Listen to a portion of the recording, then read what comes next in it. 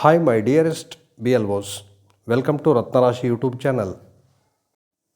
ಆತ್ಮೀಯರೇ, ಮೊನ್ನೆಯಿಂದ ಕೆಲವರು ಈ ಪ್ರಶ್ನೆಯನ್ನು ಕೇಳ್ತಾ ಇದ್ದಾರೆ.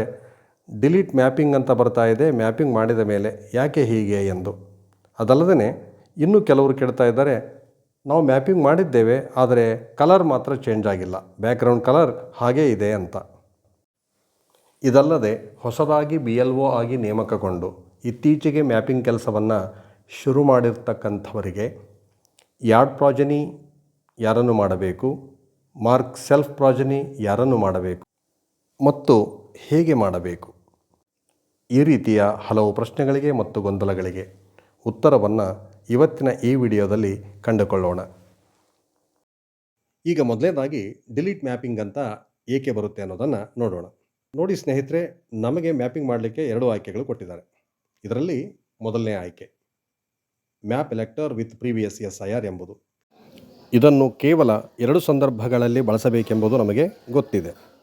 ಮೊದಲನೇದು 2002 ಮತ್ತು 2025 ಎರಡೂ ಮತದಾರರ ಪಟ್ಟಿಗಳಲ್ಲಿ ಹೆಸರುಗಳಿದ್ದಾಗ ಅಂಥವರನ್ನು ಎ ಮತದಾರರು ಎಂದು ಕರೆಯುತ್ತೇವೆ.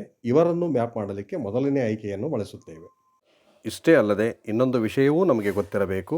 ಅದೇನೆಂದರೆ 2002 ಮತ್ತು 2025 ಎರಡೂ ಪಟ್ಟಿಗಳಲ್ಲೂ ತಂದೆ ತಾಯಿಗಳ ಹೆಸರು ಇರುವ ಹಾಗೆ ಮಕ್ಕಳ ಹೆಸರು ಕೂಡ ಇದೆ.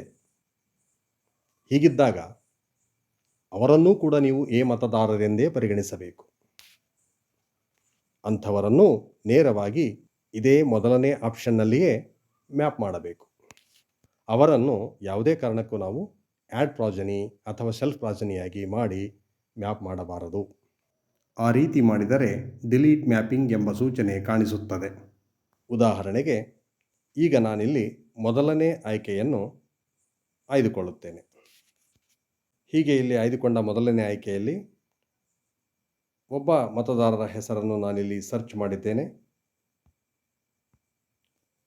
ಮಂಜುನಾಥ್ ರೆಡ್ಡಿ ಎನ್ನುವಂಥ ಈ ಮತದಾರರು, ಇವರ ತಂದೆ 2025ನೇ ಇಸ್ವಿಯ ಪಟ್ಟಿಯಲ್ಲಿದ್ದರೂ ಸಹ ಇವರನ್ನು ಪ್ರಾಜನಿಯಾಗಿ ನಾನು ಸೇರಿಸಿಲ್ಲ. ಏಕೆಂದರೆ ಇವರ ಹೆಸರು 2002ನೆಯ ಪಟ್ಟಿಯಲ್ಲಿ ಇವರ ತಂದೆಯವರ ಹೆಸರಿರುವಂತೆಯೇ ಇವರದು ಕೂಡ 2002ನೇ ಇಸ್ವಿಯಲ್ಲಿಯೇ ಇದೆ. ಆದ್ದರಿಂದ ಇವರನ್ನು ಮಾರ್ಕ್ ವಿತ್ ಪ್ರೀವಿಯಸ್ SIR ಎಂಬಲ್ಲಿ ನೇರವಾಗಿ ಮ್ಯಾಪ್ ಮಾಡಿದ್ದೇನೆ. ಹೀಗೆ ಒಮ್ಮೆ ಮ್ಯಾಪ್ ಮಾಡಿದರೆ ಆಯಿತು. ಪುನಃ ಇವರನ್ನು ಆ್ಯಡ್ ಪ್ರಾಜನಿ ಅಥವಾ ಸೆಲ್ಫ್ ಪ್ರಾಜನಿ ಮಾಡುವ ಅವಶ್ಯಕತೆ ಇಲ್ಲ. ಒಂದು ವೇಳೆ ಮತ್ತೆ ಹಾಗೇನಾದರೂ ಮಾಡಿದರೆ ಡಿಲೀಟ್ ಮ್ಯಾಪಿಂಗ್ ಎಂದು ತೋರಿಸುತ್ತದೆ. ಹೇಗೆಂದರೆ ಈಗ ನಾನು ಪುನಃ ಹಿಂದಕ್ಕೆ ಹೋಗಿ 2ನೇ ಆಯ್ಕೆಯನ್ನು ಆಯ್ದುಕೊಳ್ಳುತ್ತೇನೆ. ಮಂಜುನಾಥ್ ರೆಡ್ಡಿ ಎನ್ನುವಂತಹ ಅದೇ ಮತದಾರರ ಹೆಸರನ್ನು ನಾನಿಲ್ಲಿ ಟೈಪ್ ಹಿಯರ್ ಎಂಬಲ್ಲಿ ಸರ್ಚ್ ಮಾಡುತ್ತೇನೆ. ಇವರ ಹೆಸರನ್ನು ಇಲ್ಲಿ ಸರ್ಚ್ ಮಾಡಿದಾಗ ಈ ಮತದಾರರ ಹೆಸರು ವೈಟ್ ಬ್ಯಾಕ್ಗ್ರೌಂಡಲ್ಲಿ ಇರುವಂಥದ್ದು ಕಾಣಿಸುತ್ತೆ. ಜೊತೆಗೆ ಕೆಳಗೆ ಮಾರ್ಕ್ ಸೆಲ್ಫ್ ಆ್ಯಸ್ ಪ್ರಾಜನಿ ಎನ್ನುವಂಥ ಆಯ್ಕೆ ಇದೆ. ಈ ಆಯ್ಕೆ ಇದೆ ಎಂದ ಮಾತ್ರಕ್ಕೆ ಯಾವುದೇ ಕಾರಣಕ್ಕೂ ಪ್ರಾಜನಿಯಾಗಿ ಮಾರ್ಕ್ ಮಾಡಬಾರದು. ಏಕೆಂದರೆ ಈಗಾಗಲೇ ಇವರ ಮ್ಯಾಪಿಂಗ್ ಫಸ್ಟ್ ಆಪ್ಷನ್ನಲ್ಲೇ ಮುಗಿದಿದೆ. ಹೀಗಿರುವಾಗ 2ನೇ ಆಪ್ಷನ್ನಲ್ಲಿ ಪುನಃ ಮ್ಯಾಪ್ ಮಾಡಿದರೆ ಕೆಳಗೆ ಡಿಲೀಟ್ ಮ್ಯಾಪಿಂಗ್ ಎಂದು ತೋರಿಸುತ್ತದೆ. ಹೇಗೆ ಎಂಬುದನ್ನು ಒಮ್ಮೆ ನೋಡೋಣ ಬನ್ನಿ. ಇಲ್ಲಿ ಕೆಳಗೆ ಕಾಣಿಸುವ ಮಾರ್ಕ್ ಸೆಲ್ಫ್ ಆ್ಯಸ್ ಪ್ರಾಜನಿ ಮೇಲೆ ಕ್ಲಿಕ್ ಮಾಡುತ್ತೇನೆ. ಹೀಗೆ ಕ್ಲಿಕ್ ಮಾಡಿದಾಗ ಓಪನ್ ಆಗುವಂಥ ಮುಂದಿನ ಪೇಜಲ್ಲಿ ಮಂಜುನಾಥ್ ರೆಡ್ಡಿಯವರ ಪಿತಾಜಿಯವರ ವಿವರಗಳನ್ನು ಅದು ಕೇಳುತ್ತೆ. Constituency number, part number, serial number ಇತ್ಯಾದಿಗಳನ್ನು ದಾಖಲಿಸಿ ನಂತರ ಸರ್ಚ್ ಡೀಟೇಲ್ಸ್ ಮೇಲೆ ಕ್ಲಿಕ್ ಮಾಡುತ್ತೇನೆ. ಈಗ ಪೂರ್ವಜರ ವಿವರಗಳು ಫೆಚ್ ಆಗಿವೆ. ಇಲ್ಲಿ ರಿಲೇಷನ್ ಟೈಪ್ ಎಂಬಲ್ಲಿ ಕ್ಲಿಕ್ ಮಾಡಿದಾಗ ಸಂಬಂಧಗಳು ಓಪನ್ ಆಗುತ್ತವೆ. ಈ ಸಂಬಂಧಗಳಲ್ಲಿ ಸೂಕ್ತವಾದುದನ್ನು ಆರಿಸಿಕೊಂಡು ಆ್ಯಡ್ ಮೇಲೆ ಕ್ಲಿಕ್ ಮಾಡುತ್ತೇನೆ. ಈಗ ಮ್ಯಾಪಿಂಗ್ನ 2ನೇ ಆಪ್ಷನ್ನಲ್ಲೂ ಕೂಡ ಇವರು ಸೆಲ್ಫ್ ಪ್ರಾಜನಿಯಾಗಿ ಸೇರಿಸಲ್ಪಟ್ಟು ಮ್ಯಾಪ್ ಆಗಿದ್ದಾರೆ. ಇವರ ಹೆಸರನ್ನು ಪುನಃ ಸೆಲ್ಫ್ ಪ್ರಾಜನಿಯಲ್ಲಿ ಹೋಗಿ ಸರ್ಚ್ ಮಾಡಿ ನೋಡಿದಾಗ ಇವರ ಹೆಸರಿನ ಹಿನ್ನೆಲೆ ಬಣ್ಣ ಹಸಿರಾಗಿ ಕೆಳಗೆ ಡಿಲೀಟ್ ಮ್ಯಾಪಿಂಗ್ ಎಂದು ತೋರಿಸುತ್ತದೆ. ಈಗ ಅರ್ಥವಾಯಿತಲ್ಲವೇ? 2 ಕಡೆ ತಪ್ಪಾಗಿ ಮ್ಯಾಪ್ ಆದರೆ ಹೀಗೆ ಡಿಲೀಟ್ ಮ್ಯಾಪಿಂಗ್ ಎಂದು ತೋರಿಸುತ್ತದೆ. ಹೀಗೆ ತಪ್ಪಾಗಿರುವಂಥ ಮ್ಯಾಪಿಂಗನ್ನು ಡಿಲೀಟ್ ಮಾಡಲಿಕ್ಕೆ ಡಿಲೀಟ್ ಮ್ಯಾಪಿಂಗ್ ಮೇಲೆ ಕ್ಲಿಕ್ ಮಾಡಬೇಕು. ಡಿಲೀಟ್ ಮ್ಯಾಪಿಂಗ್ ಮೇಲೆ ಕ್ಲಿಕ್ ಮಾಡಿದಾಗ ಅದು are you sure you want to delete this mapping ಎಂದು ಕೇಳುತ್ತದೆ. ಎಸ್ ಮೇಲೆ ಕ್ಲಿಕ್ ಮಾಡಬೇಕು. ಎಸ್ ಮೇಲೆ ಕ್ಲಿಕ್ ಮಾಡಿದಾಗ ರೆಕಾರ್ಡ್ ಡಿಲೀಟೆಡ್ ಸಕ್ಸಸ್ಫುಲಿ ಎನ್ನುವಂಥ ಮೆಸೇಜ್ ಇಲ್ಲಿ ಕಾಣಿಸುತ್ತದೆ ಮತ್ತು ಹಿನ್ನೆಲೆ ಬಣ್ಣ ಬದಲಾಗಿರುವುದನ್ನು ನೀವು ಕಾಣಬಹುದು. ಈ ಬ್ಯಾಕ್ಗ್ರೌಂಡ್ ಕಲರ್ ಇಲ್ಲಿ ಮಾತ್ರ ಬದಲಾಗುತ್ತದೆ. ಆದರೆ ಇಲ್ಲಿ ಮ್ಯಾಪಿಂಗ್ ಡಿಲೀಟ್ ಮಾಡಿದ್ದಕ್ಕೆ ಮೊದಲನೇ ಆಪ್ಷನ್ನಲ್ಲಿ ಮಾಡಿದಂಥ ಮ್ಯಾಪಿಂಗಿಗೆ ಯಾವುದೇ ತೊಂದರೆ ಇಲ್ಲ. ಪುನಃ ಹಿಂದಕ್ಕೆ ಹೋಗಿ ಫಸ್ಟ್ ಆಪ್ಷನ್ನಲ್ಲಿ ಹೆಸರನ್ನು ಸರ್ಚ್ ಮಾಡಿ ನೋಡಿದಾಗ ಅದು ಹಸಿರು ಬಣ್ಣದಲ್ಲಿಯೇ ಇರುತ್ತದೆ.